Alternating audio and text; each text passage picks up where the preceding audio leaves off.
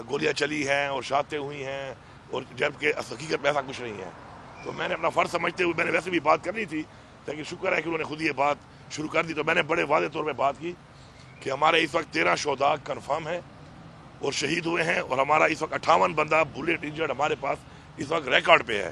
اس کے علاوہ باقی لوگ بھی جو نہیں بتا رہے ابھی تک، جن کو بلیٹ لگی ہیں کیونکہ پریشر دیا ہوا ہے، لوگوں کو پریشر دے رہے ہیں، وہ اس کے علاوہ اور بھی کافی لوگ آئیں گے. اور اس وقت تک ہمارے 45 جو لوگ ہیں وہ اس وقت جو میرے پاس ریکارڈ ہے اس کے بعد مسنگ ہے. اور ہم یہ پریم کر رہے ہیں، اللہ معاف کرے، اللہ معاف کرے، ایسا نہ ہو لیکن کہیں وہ لوگ بھی شہداء میں نہ ہوں.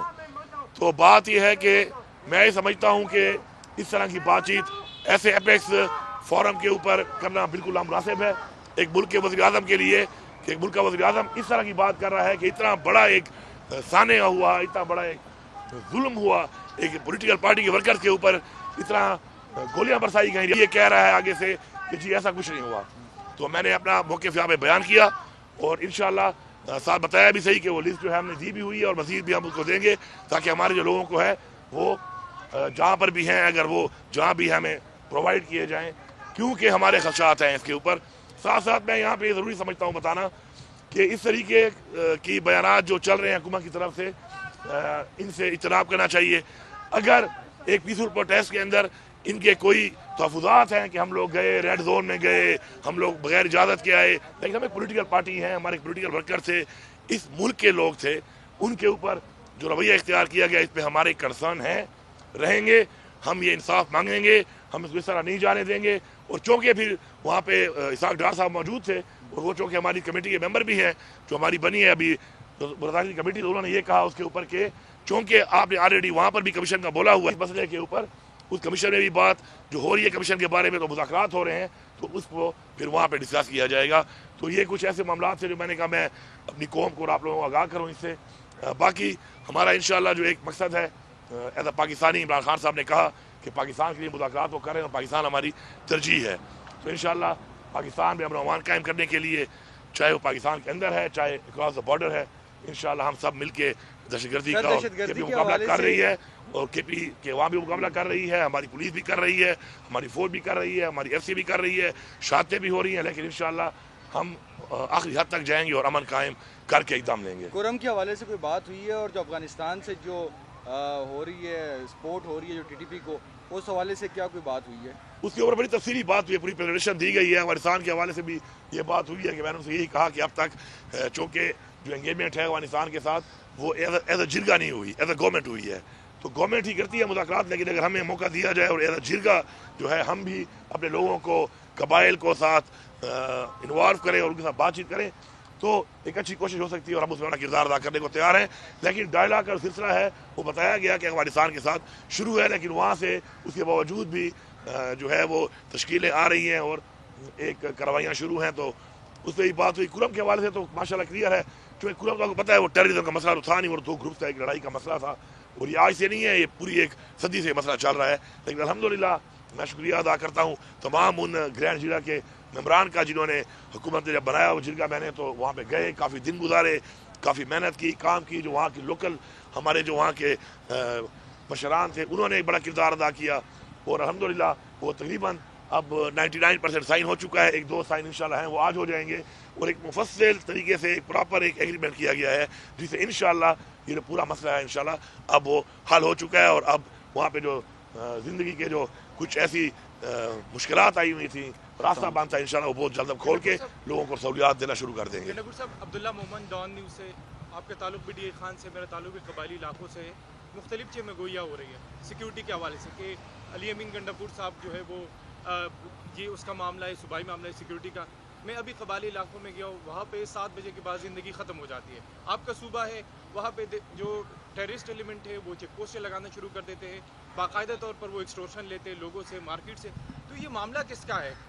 یہ الزام تو آپ پہ ڈالا جا رہا ہے کہ یہ صوبائی معاملہ ہے.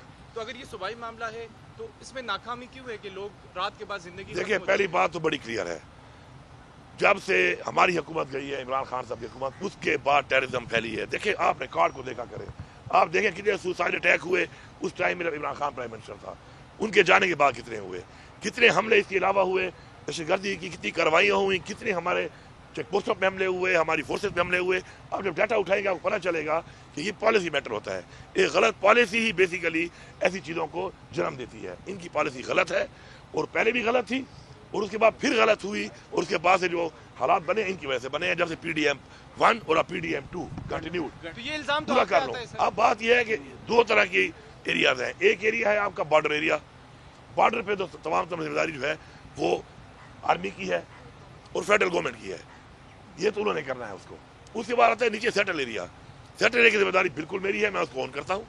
لیکن ظاہری بات ہے جب بارڈر سے لوگ آئیں گے, لوگ انٹر ہوں گے, ایسے ایلیمنٹس آ کے اندر داخل ہوں گے تو پھر ظاہری بات ہے وہ سیٹل ایریا کے اندر شہروں میں آ کے کارروائیاں کریں گے. ان کو روکنا بالکل ہماری ذمہ داری ہے, اس پہ ہم کام بھی کر رہے ہیں. لیکن یہ لوگ آ کہاں سے رہے ہیں, یہ لوگ انٹر کیسے ہو جاتے ہیں. پھر جو آپ کا مرج ڈسٹرکٹ ہے اس پہ انہوں نے آپریشن کیے, 12 آپریشن کیے. ان آپریشن کا کیا فائدہ ہوا؟ کوئی فائدہ ہوا؟ کیا امن قائم ہوا اس سے؟ نہیں ہوا. ہم تو بھی کہتے تھے کہ اپنے ایریا میں اپنے لوگوں کیا خوشائن قرار دے رہی ہے PTI؟ جی بالکل. دیکھیں جب بھی ریاست اپنے لوگوں کے ساتھ کوئی اچھائی کرے تو میرے خیال میں اس کو خوشائن کہنا چاہیے. پہلے تو یہ ہوا کیوں, اتنا صحیح لوگوں کے اندر رکھا کیوں گیا؟ دیکھیں 9 مئی کے اوپر ہم کہہ رہے ہیں کہ کمیشن بنایا جائے, وہ نہیں بنایا جا رہا. ہم تو کہتے ہیں کہ کمیشن بنا لیں. اگر کسی بندے نے کوئی غلط کچھ کیا ہے تو اس کی سزا ہونی چاہیے, لیکن پہلے یہ تعین تو ہو کہ غلط کیا کیا ہے اور کتنا کوئی غلط کیا ہے. اگر کہیں پہ کھڑے ہونا, کوئی پرامن احتجاج کرنا, غلط کرنا ہے, اس کی ایک سزا ہے. اگر میں اس سے آگے بڑھتا ہوں, میں کوئی جلاؤ گھیراؤ کرتا ہوں, اگر میں نے کیا ہے میرے پہلے ثابت ہوگا, اس کی ایک اور سزا ہے. لیکن اس طرح اٹھا کے بندوں کو, ہمارے ہزاروں لوگوں کو اٹھایا گیا 9 مئی کے بعد. آخر میں کتنے نکلے؟ 180. ان 180 میں بھی یہ بیچارے اپنی سزا پوری کر چکے ہیں. اب وہ سزا جائز تھی ناجائز تھی, لیکن وہ پوری کر چکے تھے. کسی کا مہینہ 2 باقی اگر تھا اور چھوڑ دیا, اچھا کیا. ریاست کا کام ہے اپنے لوگوں کو مطمئن کرنا, اپنے لوگوں کو ساتھ لے کے چلنا, اپنے لوگوں کی رائے کی کو عزت دینا.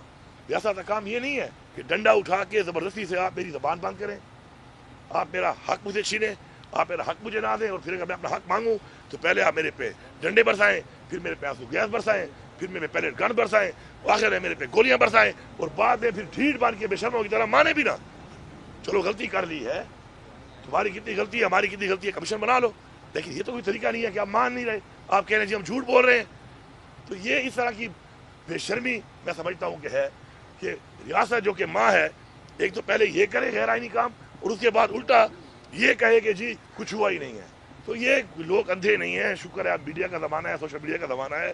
اب کتنے لوگوں کا منہ بند کر لو گے کہ 25 کروڑ عوام ہے, ان کا ایک حق ہے, حقوق ہے, وہ آپ کو دینے پڑیں گے. گنڈاپور صاحب یہ بتائیں کہ آپ کہتے ہیں کہ یہ سب کی مشترکہ ذمہ داری امن و امان, وہ کہتے ہیں کہ جو مذاکرات ہوئے دہشت گردوں کے ساتھ اور دہشت گرد واپس لائے گئے 2019 میں مختلف علاقوں میں, KP میں ان کو, وہی اب دہشت گردی کی کاروائیاں کر رہے ہیں اور اس کی وجہ سے دہشت گردی میں اضافہ ہوا. دیکھیں یہ الزام لگانے والی باتیں ہیں کہ مذاکرات کس نے کیا. مذاکرات بات یہ ہے کہ اگر کوئی بھی ادارہ ہے اور کوئی ادارہ اپنا کام کر رہا ہے سسٹم کے اندر, تو وہ اپنے آپ کو اپنی ذمہ داری سے پیچھے نہیں ہٹا سکتا.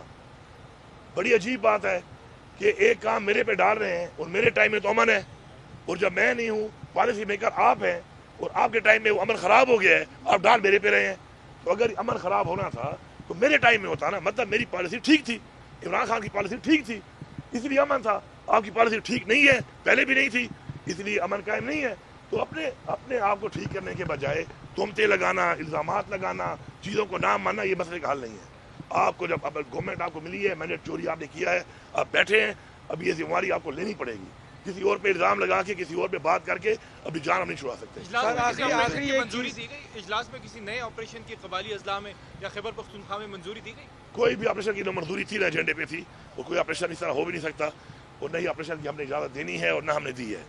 باقی جو کہیں کی کارروائی ہوتی ہے, کہیں سے حملہ ہوتا ہے کراس دا بارڈر, تو وہاں پہ جو کارروائیاں وہ تو روٹین میں چل رہی ہیں. سر ایک آخری چیز بتائیں کہ چونکہ DJSPR کی پریس کانفرنس بھی ہوئی ہے, آپ نے یہ بات کر دی ہے, تو اس کا مطلب ہے آپ کی تو باتوں سے یہ تاثر لگ رہا ہے کہ عمران خان 9 مئی کے حوالے سے کبھی بھی معافی نہیں مانگیں گے. دیکھیں معافی کس چیز کی مانگے, پہلے میرے پہ ثابت تو کرو.